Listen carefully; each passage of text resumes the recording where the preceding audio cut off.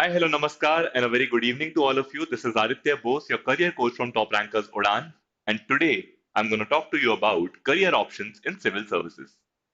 In the last video, we talked about career options in engineering. We are going to keep this alive as a series where we are going to talk about different career options as career clusters.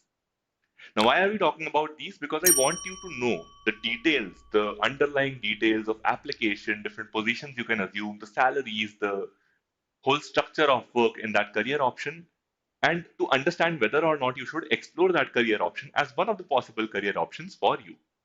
For students of class 8 to class 12, for parents who are watching this, again, a very warm welcome to this live session. This is Aditya Bose. I am a career coach in the last 7 years and have provided career counseling to more than 50,000 students along with my team across 24 states of India. With that experience, with that knowledge, I really hope and believe that I'll be able to contribute something to your understanding about different career options, about your understanding of how to make the right career choice. So if you haven't subscribed already to our channel, do so right now. And of course, at the end of the video, I'll provide you really good reasons to do so. Today, we're going to talk about career options in civil services, one of the most sought after career options in India. And every student at some point in time aims or thinks about at least becoming a civil servant. So, quickly, what are we going to cover in this topic? So, we're going to cover what are civil services, your career coach, which I have already introduced myself to you, your career coach for civil services. Are you suitable to become a civil servant? What is the first step to become a civil servant? Maybe I'm covering the frame too much, so I'll come on this side. You can see the stuff now. Entrance exams in civil services. Of course, you know what the entrance exam is, so I'll talk about it in a little more detail. What are the different branches? Now, this is going to be interesting to you. So, just to quickly make this live interesting, and please don't Google search if I ask you this question. I really want you to contribute with your knowledge in the chat. In the chat, in the comment section, if you are at this point in the live session, quickly let me know how many civil services do you think there are in India? Again, I'll repeat the question. How many civil services do you think are there in India? Till now, whatever you do, don't open a new tab in Google and start Google searching, because if you do, of course, you'll find the answer. But I really want you to comment the honest number that you till now, before the session, thought was the number of civil services in India. If you give me an honest answer, you'll find out every 9 out of 10 people did not know the actual number. So I think let's keep this as a suspense till the end. That will increase the enjoyment of learning. For both students and parents, do comment in the chat, do comment in the comment section, and let me know if you are at this point in the live session without Google searching till now. How many civil services did you know of in India? Or, what is the civil services number according to you in India? How many civil services are there? Okay. Now, what are the branches? Of course, we have discussed. Now, what is the career of what is the life of a civil servant? Like, how do you spend your entire day? We'll discuss that. We'll discuss the ideal career pathway in civil services and the career progression. Like, where do you start from and where can you ultimately reach, or where should you aspire to reach as a civil servant? So, a lot of comprehensive coverage involved. Of course, I'll not go too much deep into any topic because then we can, of course, take a career counseling session or a career coach for our help and services. But today we'll be discussing broadly every aspect, but we'll be comprehensive enough so that you can get to know some insights which you earlier did not know. And this will help you appreciate the career option a lot more. Okay, what are civil services?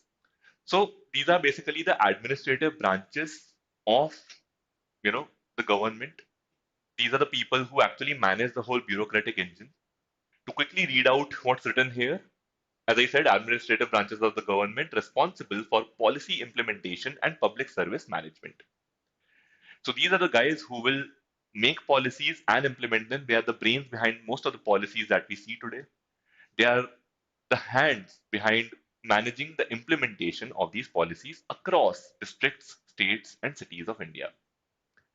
So, some examples of what they do, and this example is taken from a very healthcare angle. So, please do appreciate that, and then you can expand it to any industry, like let's say education, sanitation, um, you know, maybe water availability, any sector that you think is important for India. Let's say agriculture, of course, one of the most important sectors of India and any country.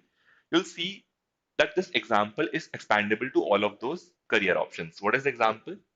So for a civil servant, they'll conduct field visits, they'll assess the facilities in that particular sector, they'll understand, you know, what are the resources and funds they effectively need to allocate to that particular sector in their district, in their area of management, which will elevate its quality, which will elevate its services that are provided to people. Uh, Coordinating with local authorities and professionals in that sector, in this case, healthcare, if we are taking a healthcare example, to address the issues such as staff shortages in that sector or inadequate infrastructure, monitoring the progress of the schemes that are rolled out, understanding whether the funds allocated are being used properly or not. These are also very big responsibilities that the civil servants take care of. Addressing the grievances, understanding what are the problems of the people who are needing something from that sector and what is not being delivered. Why is it? Understanding the root cause of the same and solving for it. These are the major responsibilities in every sector for a particular civil servant. So it's a huge responsibility. You are literally taking responsibility of a country's district to start with, and then later on, much bigger, I would say, regions and people who are living in them. A lot of concerns to be solved, lot of impact to be created. So civil services is something that you should look out from an impact angle. A lot of the times, when people think about civil services, and this is just something I'm, contributing as a career coach from my opinion side, so don't consider it as a fact. Of course, people can have multiple criteria to select this as a career option, and we'll be talking about that. But one major criteria, or criterion, if I were to use the correct English, to think of civil services as a career should be what impact can I make, and am I interested in making that impact? It's a very impactful career option. That's why these are called the noble professions. Today, in times where there's so much of social media exposure, there is expanded peer pressure because of that. We would want to show people how successful, how rich, how powerful we are, and that is okay. Focusing on your practical, social, and lifestyle factors is never wrong. But it all starts from your personal and moral factors. So think about the moral factors as well. When you join any government services, especially as sanctity, I was about to say, but I don't think that's the right word to use there, here grammatically. Let's say, as PS, okay, PS is one word I can use. As PS, as civil services, you should definitely look to create impact through it. You should definitely be interested in the kind of impact you can possibly create through civil services, right? So that is one thing you should definitely consider. What are the moral impacts that I can create through civil services? So, starting from there, are you suitable to choose civil services? Interests. Your interest should be, of course, in creating impact and the kind of job that you're supposed to do, policy making, studying a lot, researching a lot, talking to people, understanding their concerns. So, it's a very management oriented job, but you're very hands on as well. So it's a very nice mixture of both of them. Now, the subjects that you should be interested in school can be any and many numbers, because every subject has some application in not only civil services exam, but overall in your career as a civil servant as well. If you're thinking about healthcare, then your knowledge of medical science will contribute. If you're thinking about building bridges in your particular district or in your particular area of allocation, your knowledge of engineering is involved. If you're thinking of fund allocation in any sector, your knowledge of economics is involved. Political science is always involved because there will be some, you know, arrangements of society and culture that you'll have to deal with wherever you are placed. And you'll have to conquer that, whatever challenges you're facing, to be able to contribute strongly there. Geography is very important, of course, wherever you're working, wherever you're, supposed to work in the future, your knowledge of geography is going to be really important. Every subject, and I can keep on giving you examples like this, every subject is going to be very important in your life, in your career as a civil servant, whether that be for the exam, whether that be for actually your career as a civil servant. So here, the interests can go on and on. But yes, a major hack that I can give you is at least you should be interested in the humanities subjects. And I'll tell you why. The top 10 subjects that are chosen as optional subjects in UPSC CSE mains are all from humanities, which means that I, as somebody who has studied engineering in the past, if I want to give the UPSC CSE today, and if I clear the prelims, I am in main stage now, there's a very heavy chance that I might choose humanities subjects as my optional subject.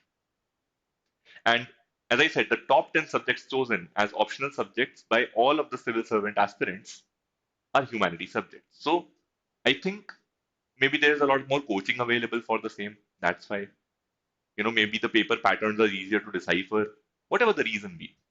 But humanities does dominate a lot of civil services examination. I would say, people who are trying to appear for it, or people who are actually appearing for it. Their whole ecosystem is very dominated by humanities subjects. So one hack would be that you should take up a humanities subject, or you should rather be interested in humanities subjects in um, your school.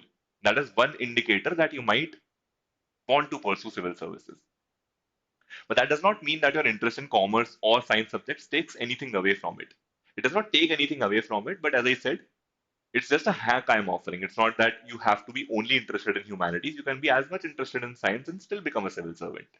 So that is why I, in the beginning, said that interests can range across subjects. That's why etc. as a phrase is used here. Now, what should appeal to you? Management, leadership, teamwork, etc. should appeal to you. Your ability to contribute to a cause by collaborating with people, by communicating, by managing them, leading them towards a common goal, making decisions which are hard to make. All of these things should appeal to you because you do have a responsibility and you should have the courage to take it up fully. Now, abilities. You should have good language command, both written and spoken. It's very thoroughly tested in the examination itself. And you should have good logic. The core skills that you're trying to build should be rooted in numerical, logical reasoning skills, critical thinking, and problem solving. This is thoroughly tested again in not only the paper but throughout your life as a civil servant. Okay, I think I opened something. Yeah, now it's better. Collaboration, adaptability, and flexibility. Adaptability. Yeah, I think I've gotten it right this time. Okay, what should your personality be like? A, you should be able to take some risks. You should be able to mitigate these risks because tough decision making does involve a lot of courage. You'll have to displease a few people in the beginning. You'll have to take up that challenge of, owning the whole decision in case your decision goes wrong. In case your policy is not well implemented, you'll have to bear the brunt. So your ability to take risks will matter a lot. Your perseverance will matter a lot in that situation. Your communication will matter a lot. How effectively you communicate things with people, the people who are living in the regions that you are assigned, the management that is working with you, everyone, even the political parties that are working with you, the ruling parties, the people from the um, political chambers of India, all of them you'll have to understand how to deal with to get your work done and to bring impact. So that communication, that attention to detail, those analytical and problem solving skills are very important to be imbibed in your personality. Now,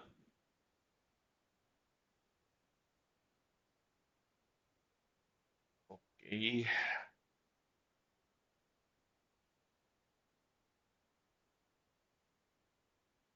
just give me a second, guys. Yeah, I'll maybe again make it full screen.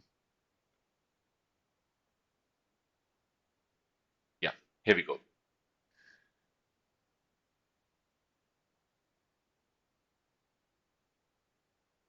Yep. What is the first step to get into civil services? The UPSC CSE. So, of course, you should be a citizen of India. You should hold a graduate degree from a recognized university. And there are multiple number of attempts for different, um, you know, I would say categories. But majorly, what you should look at is if you are up to 32 years of age, you can apply. You have a total of six plus whatever number of attempts based on your category. So, as an example, if you are from OBC category, you have 3 more years, so you can attempt up to 35 and you have 9 attempts. Similarly, if you are from SC/ST category, you can appear for 5 more years, which is still 37, and you have unlimited attempts. So you can start right from the age of 21 because 21 is the minimum age. So from 21 till 37, you have that many attempts, not unlimited as such. Um, if you're a Jammu and Kashmir domicile, you have 32 plus 5. And if you're from SC, ST, or OBC, you have additional number of years allocated. So every category has a certain number of years until which they can appear, but you can consider the median as 32 years.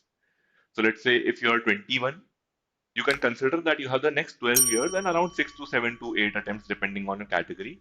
Maybe in some cases 9 as well. In some cases unlimited as well. Unlimited till that time where you're aged a certain number of years. So yeah, you have more or less 6 to 9 attempts up to 32 years of time where you can attempt this. But I want to touch upon a very important topic, which is something very personal as a career coach. I have communicated this to a lot of students and I think they have benefited from the same. How many students give the civil services every year? The answer is somewhere around 13 lakh. 13 lakh people like me, like you, who is watching, a parent, a student, people who must have been in this age bracket, we appear for the civil services. In terms of selection, if I talk about how many people can possibly get selected, the number is somewhere around 1255. Let's say 1300. The selection rate is even lesser than 1%. Less than 1% people who are attempting the exam are clearing the interview stage, which means that if you don't get selected, it's not only your fault. Of course, a part of the fault lies in you. Maybe you did not prepare well, maybe you did not give the exam well. All of that can be true. But let's face it, out of 13 lakh people giving the examination, we can assume that 10,000, 15,000, 1 lakh of them are smart people. They're not dumb people. It's not just random people giving the examination. There are some really smart people with a lot of preparation who are attempting this examination. Since the vacancies are so less, even the brilliant people can sometimes, because of certain lack of effort, certain lack of luck, whatever it be, they can get rejected. That is a reality of life. Whenever you dream big, you think about civil services, you think about entrepreneurship, 9 out of 10 startups fail every time in India. If you think about becoming an actor, becoming a singer, all of these career options are tough to make a mark in. And we have numbers for all of them, right? Selection rate is so less. Hence, even the people who feel that they deserve it, the people who are doing actually well, and a lot of people acknowledge them, they also might fail. Failure is a very big possibility. Just to compare with another situation, let's say if you want to become a social worker or a teacher, there is a fixed decent income for even the average people in these fields. So even let's say I'm an average teacher, I can still earn 20, 30, 40, 50,000 a month and can easily live for the rest of my life. I don't need to be one of the best teachers of India to necessarily make a career out of it. I just have to be decent enough for a few of the students to like me, for a school or a college to select me. That's it. There are so many schools and colleges in India. But in civil services, entrepreneurship, singing, etc., career options are very limited. Not everybody becomes a civil servant. We have to accept that fact. If you don't, what to do? You should always have a plan B. This has been discussed in multiple TV series like the TVF Aspirant. Recently, you must have watched 12th Fail. All of these movies, films, TV series have discussed this in detail. Why you should have a plan B. So that it gives you all the power, the energy to appear for that exam with full strength because you know even if you fail, you have something ready. So you're not completely going unguided in a direction, if you don't make it, you'll have to come all the way back. You'll have to just divide your path from there, just diverge on a different path. So once you have this confidence, your ability to do well in that exam actually increases. That is one suggestion. The second suggestion is you should fix a number of years till which you are appearing for civil services examination. That can be one, two, three, any number. But fix the number of years. Of course, that number can change over time, so it's not necessary that it's written on or carved on stone. But why should you fix that number? Because you give yourself a deadline then.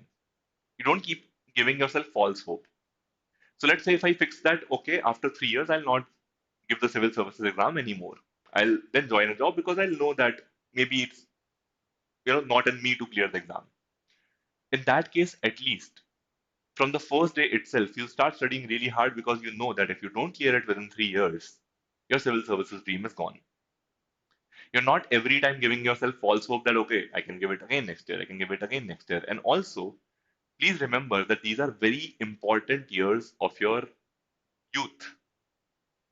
This is the age, during this age, you probably get married 21 to 32. Usually, people get married during this age. Usually, sometimes people also have kids during this age. People travel, people party, there are so many things to do in this age. If you only focus on preparation without clearing the exam, let's say for 6, 7 years, the bitter feeling that you'll end up with will stay with you possibly for your whole life. Plus, you would have not enjoyed your youth as much as you possibly could have. And there is a time value of money. When you travel to different countries or to different states of India, at a particular age, the enjoyment that you get versus having all the money in the world at the age of 70 and then traveling those countries, those states, huge difference. What you can do at 25 years of age, you cannot possibly do at 65 years of age. It's not just a state of mind. A lot of people will say numbers, age is just a number, age is just a state of mind. In a way, yes. Mentally, yes. But biologically, no. It's not that, at 65 years of age, people are doing all the stuff that they could do at 25. Of course, there are some people who maintain exceptional fitness, but you get my point. Coming back, two quick points. Again, I'll repeat.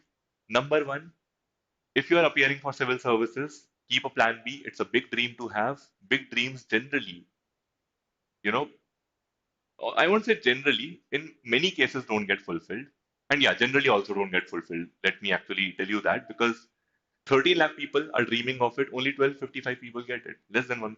So, yes, generally also, big dreams don't get fulfilled, at least immediately. So, you'll have to keep fighting hard. Secondly, always fix a deadline of how many attempts, how many years are you going to give to this thing, and try to clear it within that time only. If you don't, move on, it's okay. A lot of people try a lot of things in life, and if you dream so big, you have to consider the possibility that this dream might actually never get fulfilled. And it's okay. A lot of us there are people living, very, I would say, in terms of a career, very average career life, but they are enjoying the other aspects of life. They're enjoying the kind of impact that they are able to make, at least as of now, till the time they grow. So you should not sit at one place only thinking of, that if I cannot do this, I will not do anything. So these 2 points which I addressed will make sure that A, you have all the confidence to give your all to civil services for the amount of time that you have agreed to do it.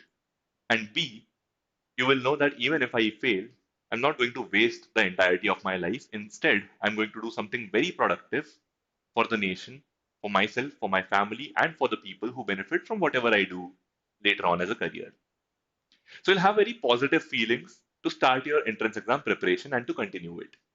These were two advices from my side. So, yes, this is the first step. You have to hold a graduate degree from a recognized university. You have to be 21 years of age. And then you have a certain number of attempts up till a certain age. Okay, something again happened. Let me quickly check. Okay.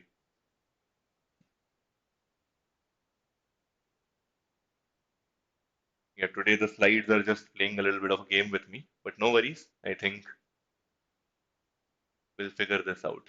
And I'm also spoiling a lot of this presentation for you, but it's okay. I think, yeah, I think let's continue with the first step to get into civil services.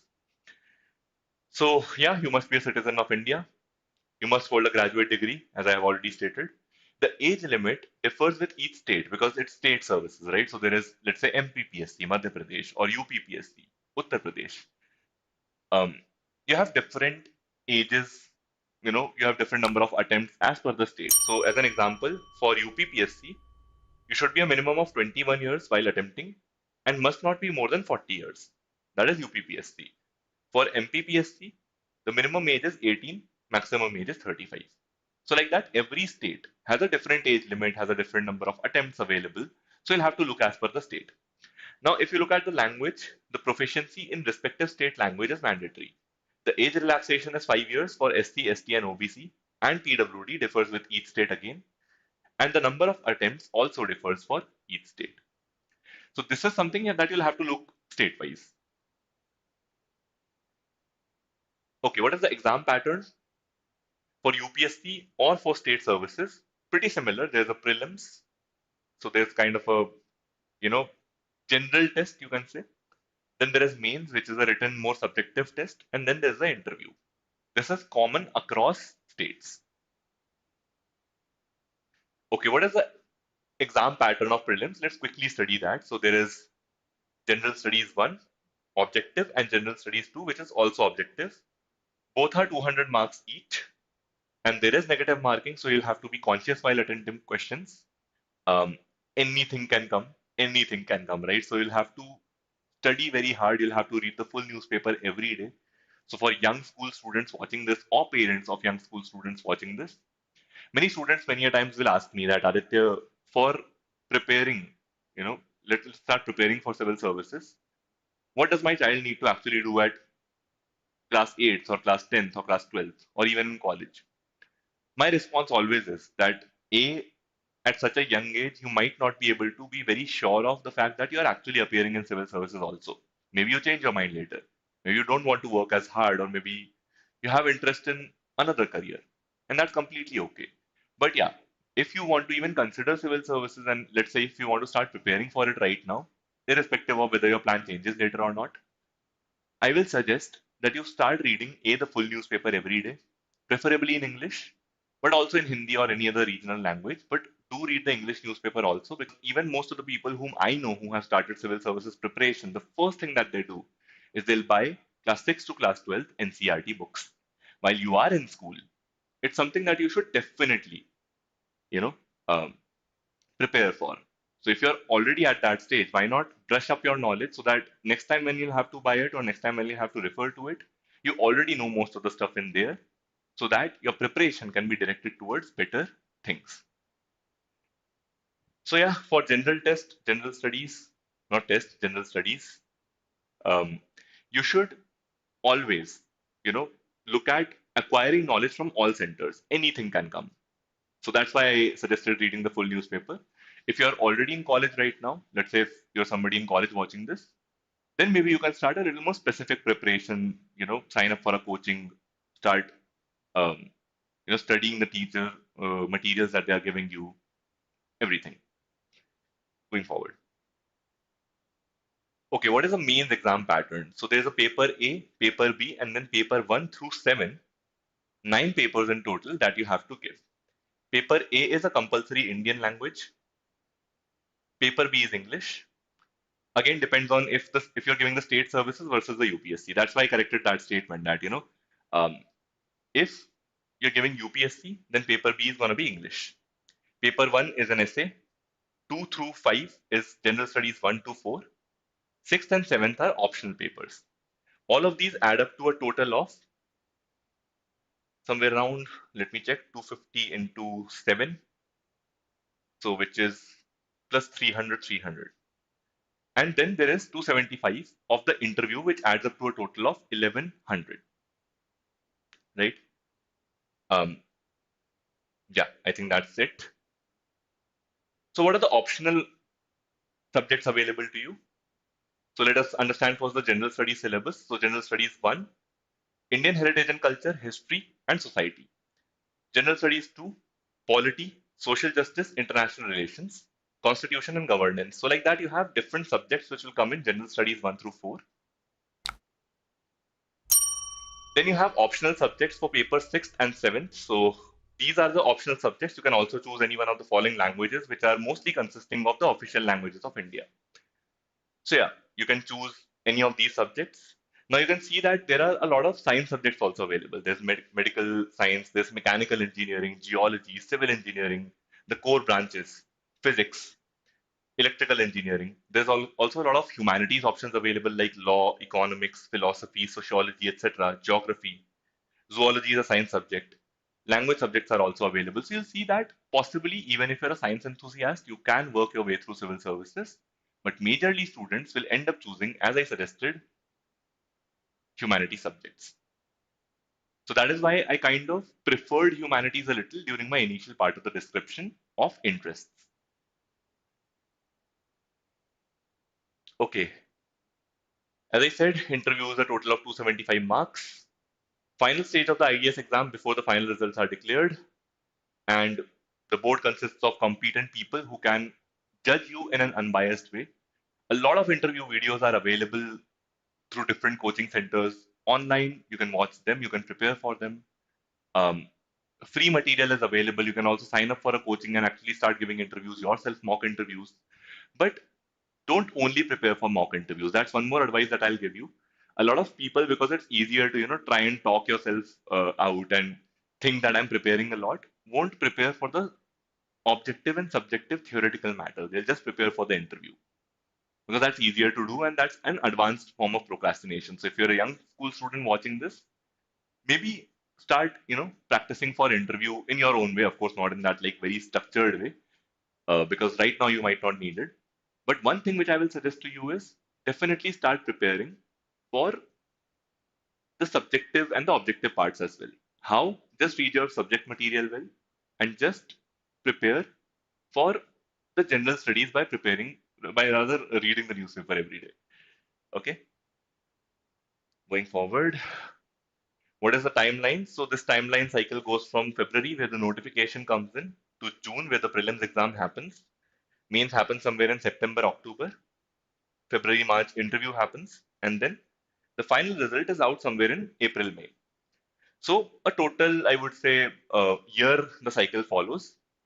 And if you're able to get selected, then you are inducted as a trainee. So yeah, this is a basic outlook of the timeline. I'll not take too much time to cover this and move forward. Okay. Now, since you guys had guessed in the chat, in the comment section, how many civil services are available, let me break the number to you. The actual number of civil services available is 24. Now, if you did not Google search, I can assure you the fact that nobody had told you this to you before. Most of us already know about Indian Administrative Service, Indian Police Service, Indian Revenue Service, but this is something that, let's say, Indian Trade Service, Indian Economic, Indian Railway Traffic Service, these are things that we generally don't know about. So it is very good if you're getting to know about it here, and I would really recommend, you know, studying up more about these branches. Maybe I can make another video about it if you would like me to do that. Let me know in the chat. Moving forward, so there are 24 civil services that you can possibly appear for. And the 1255 people whom I described enter into different civil services are these people only. Not everybody becomes an Indian Administrative Service officer. And it is okay to also look at the other branches.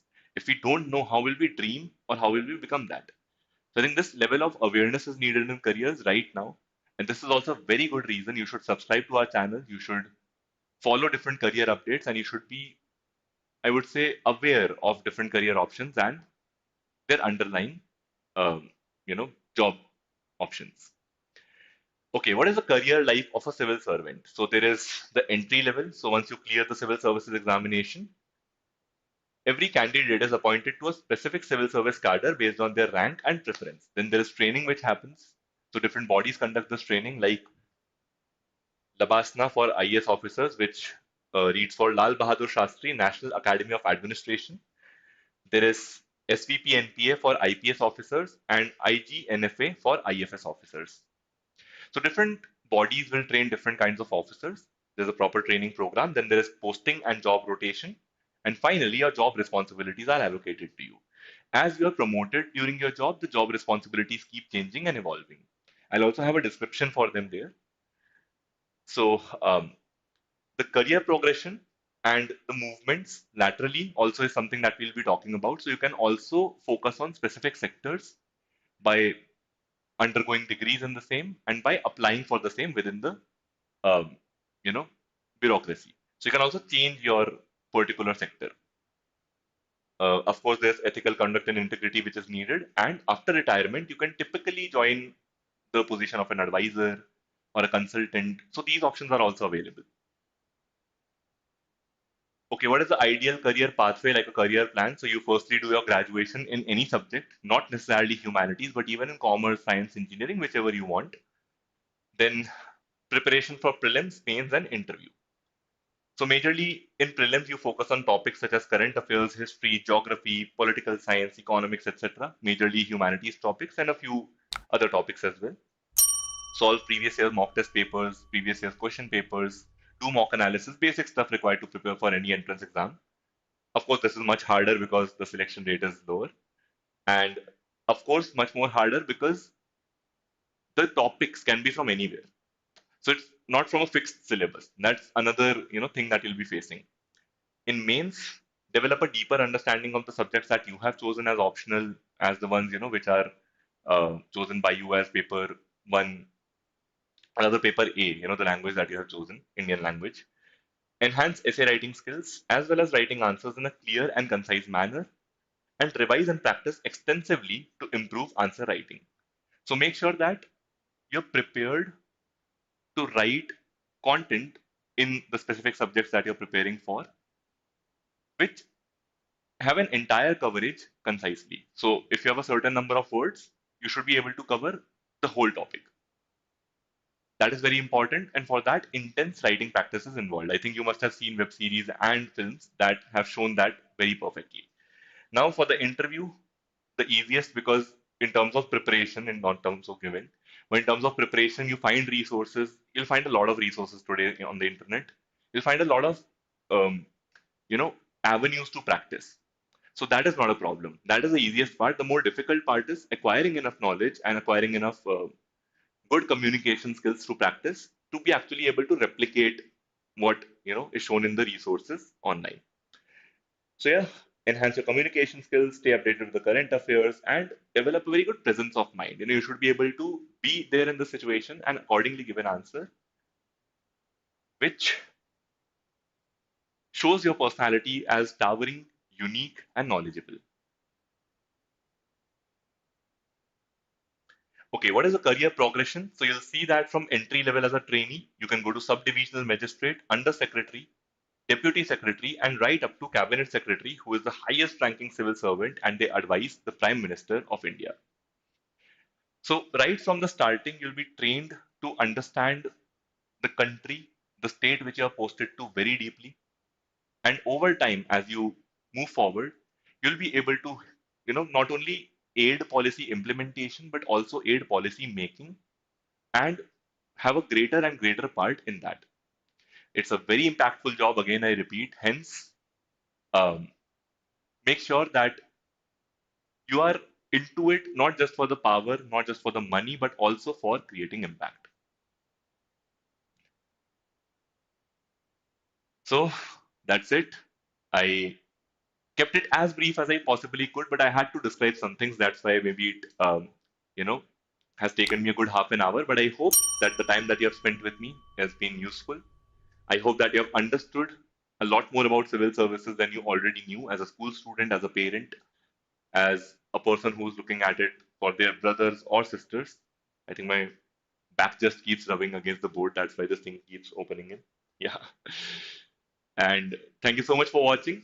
I hope you all are taking good care of yourselves. And I hope that you'll also be there in the next video to look at yet another career option covered by me. This is Aditya Bose, your career coach from Toprankers, signing off.